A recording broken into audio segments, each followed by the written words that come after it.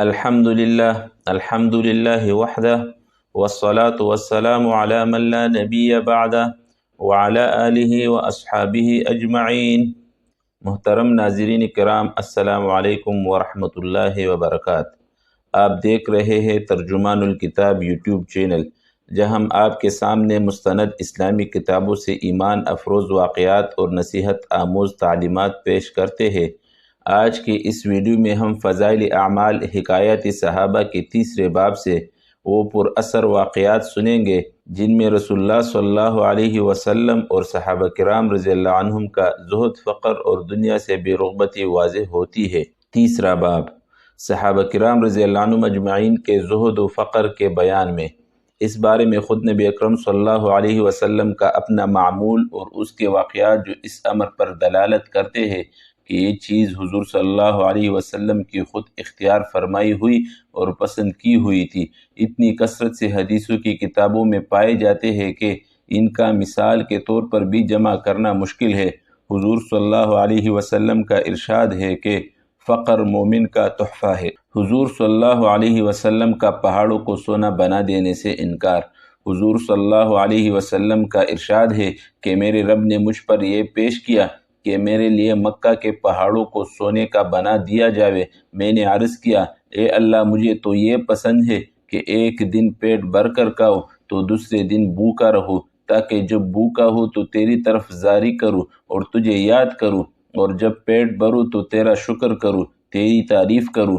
فائدہ، یہ اس ذات مقدس کا حال ہے جس کے ہم نام لیوا ہے اور اس کی امت میں ہونے پر فخر ہے، جس کی ہر بات ہمارے لیے قابل اتباع ہے۔ حضرت عمر رضی اللہ عنہ کے وسعت طلب کرنے پر تنبیہ اور حضور صلی اللہ علیہ وسلم کے گزر کی حالت۔ بیویوں کی بعض زیادتیوں پر ایک مرتبہ حضور اقدس صلی اللہ علیہ وسلم نے قسم کھا لی تھی کہ 1 مہینہ تک ان کے پاس نہ جاؤں گا تاکہ ان کو تنبیہ ہو، اور علیحدہ اوپر ایک حجرے میں قیام فرمایا تھا۔ لوگوں میں یہ شہرت ہو گئی کہ حضور صلی اللہ علیہ وسلم نے سب کو طلاق دے دی۔ حضرت عمر رضی اللہ عنہ اس وقت اپنے گھر تھے۔ جب یہ خبر سنی تو دوڑے ہوئے تشریف لائے۔ مسجد میں دیکھا کہ لوگ متفرق طور پر بیٹھے ہوئے حضور صلی اللہ علیہ وسلم کے رنج اور غصے کی وجہ سے رو رہے ہیں۔ بی بی ابھی سب اپنے اپنے گھروں میں رو رہی ہے۔ اپنی بیٹی حضرت حفصہ رضی اللہ عنہا کے پاس تشریف لے گئے، وہ بھی مکان میں رو رہی تھی۔ فرمایا کہ اب کیوں رو رہی ہے؟ کیا میں ہمیشہ اس سے ڈرایا نہیں کرتا تھا کہ حضور صلی اللہ علیہ وسلم کی ناراضگی کی کوئی بات نہ کیا کر؟ اس کے بعد مسجد میں تشریف لائے۔ وہاں ایک جماعت منبر کے پاس بیٹی رو رہی تھی۔ تھوڑی دیر وہاں بیٹھے رہے مگر شدت رنج سے بیٹا نہ گیا، تو حضور صلی اللہ علیہ وسلم جس جگہ تشریف فرماتے اس کے قریب تشریف لے گئے، اور حضرت رباح رضی اللہ عنہ ایک غلام کے ذریعے سے جو دوباری کے زینہ پر پاؤں لٹکائے ہوئے بیٹھے تھے، اندر حاضری کی اجازت چاہی۔ انہوں نے حاضر خدمت ہو کر حضرت عمر رضی اللہ عنہ کے لیے اجازت مانگی، مگر حضور صلی اللہ علیہ وسلم نے سکوت فرمایا، کوئی جواب نہ دیا۔ حضرت رباح رضی اللہ عنہ نے آ کر یہی جواب حضرت عمر رضی اللہ عنہ کو دے دیا کہ میں نے عرض کر دیا تھا مگر کوئی جواب نہیں ملا۔ حضرت عمر رضی اللہ عنہ مایوس ہو کر منبر کے پاس آ بیٹھے مگر بیٹا نہ گیا، تو پھر تھوڑی دیر میں حاضر ہو کر حضرت رباح رضی اللہ عنہ کے ذریعے سے اجازت چاہی۔ اسی طرح 3 مرتبہ پیش آیا کہ یہ بے تابی سے غلام کے ذریعے اجازت حاضری کی مانگتے، ادھر سے جواب میں سکوت اور خاموشی ہوتی۔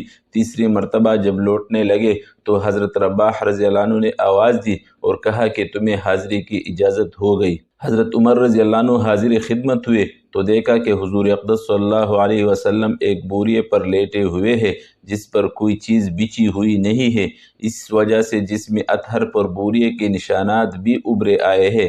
خوبصورت بدن پر نشانات صاف نظر آیا ہی کرتے ہیں، اور سرہانے ایک چمڑے کا تکیہ ہے جس میں کھجور کی چھال بھری ہوئی ہے۔ میں نے سلام کیا اور سب سے اول تو یہ پوچھا کہ آپ نے بیویوں کو طلاق دے دی؟ آپ صلی اللہ علیہ وسلم نے فرمایا نہیں۔ اس کے بعد میں نے دل بستگی کے طور پر حضور صلی اللہ علیہ وسلم سے عرض کیا، یا رسول اللہ، ہم قریشی لوگ عورتوں پر غالب رہتے تھے، مگر جب مدینہ آئے تو دیکھا کہ انصار کی عورتیں مردوں پر غالب ہے۔ ان کو دیکھ کر قریش کی عورتیں بھی اس سے متاثر ہو گئی۔ اس کے بعد میں نے ایک آدھ بات اور کی جس سے نبی اکرم صلی اللہ علیہ وسلم کے چہرے انور پر تبسم کے آثار ظاہر ہوئے۔ میں نے دیکھا کہ گھر کا کل سامان یہ تھا: 3 چمڑے بغیر دباغت دیے ہوئے اور 1 مٹھی جو ایک کونے میں پڑے ہوئے تھے۔ میں نے ادھر ادھر نظر دوڑا کر دیکھا تو اس کے سوا کچھ نہ ملا۔ میں دیکھ کر رو دیا۔ حضور صلی اللہ علیہ وسلم نے فرمایا کہ کیوں رو رہے ہو؟ میں نے عرض کیا، یا رسول اللہ، کیوں نہ رو کہ یہ بوریے کے نشانات آپ کے بدن مبارک پر پڑ رہے ہیں اور گھر کی کل کائنات یہ ہے کہ میرے سامنے ہے۔ پھر میں نے عرض کیا کہ یا رسول اللہ، دعا کیجئے کہ آپ کی امت پر بھی وسعت ہو۔ یہ روم و فارس بھی دین ہونے کے باوجود کہ اللہ کی عبادت نہیں کرتے، ان پر تو یہ وسعت، یہ قیصر و کسریٰ تو باغوں اور نہروں کے درمیان ہو، اور آپ اللہ کے رسول اور اس کے خاص بندہ ہو کر یہ حالت۔ نبی اکرم صلی اللہ علیہ وسلم تکیہ لگائے ہوئے لیٹے تھے۔ حضرت عمر رضی اللہ عنہ کی یہ بات سن کر بیٹھ گئے اور فرمایا کہ عمر، کیا اب تک اس بات کے اندر شک میں پڑے ہوئے ہو؟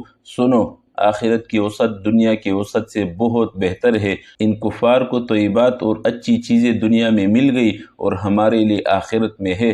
حضرت عمر رضی اللہ عنہ نے عرض کیا کہ یا رسول اللہ، میرے لیے استغفار فرمائیے کہ واقعی میں نے غلطی کی۔ فائدہ: یہ دین اور دنیا کے بادشاہ اور اللہ کے لاڈلے رسول صلی اللہ علیہ وسلم کا طرز عمل ہے کہ بوریے پر کوئی چیز بچھی ہوئی بھی نہیں، نشانات بدن پر پڑے ہوئے ہیں۔ گھر کے ساز و سامان کا حال بھی معلوم ہو گیا۔ اس پر ایک شخص نے دعا کی درخواست کی تو تنبیہ فرمائی۔ حضرت عائشہ رضی اللہ عنہا سے کسی نے پوچھا کہ آپ کے گھر میں حضور صلی اللہ علیہ وسلم کا بسترا کیسا تھا؟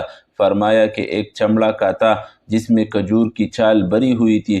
حضرت حفصہ رضی اللہ عنہا سے بھی کسی نے پوچھا تھا کہ آپ کے گھر میں حضور صلی اللہ علیہ وسلم کا بسترا کیا تھا؟ فرمایا کہ ایک ٹاٹ تھا جس کو دوہرا کر کے حضور صلی اللہ علیہ وسلم کے نیچے بچھا دیتی تھی۔ ایک روز مجھے خیال ہوا کہ اگر اس کو چوہرا کر کے بچھا دوں تو زیادہ نرم ہو جائے، چنانچہ ہم نے بچھا دیا۔ حضور صلی اللہ علیہ وسلم نے صبح کو فرمایا کہ رات کیا بچھا دیا تھا؟ ہم نے عرض کیا کہ وہی ٹاٹ تھا، اس کو چوہرا کر دیا تھا۔